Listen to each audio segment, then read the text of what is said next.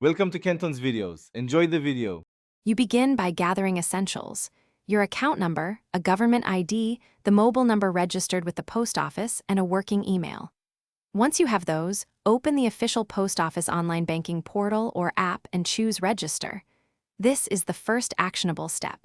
Make sure you use a secure connection and an updated browser so the form loads correctly. You want to avoid delays. Fill fields carefully, because mismatched info triggers verification failures and wastes time.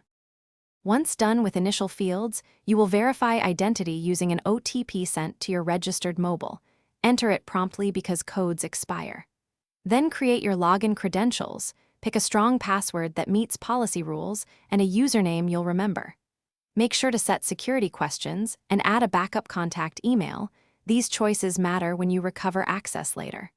While you work, the system links your profile to the account, so double-check spellings and numbers to prevent verification mismatches.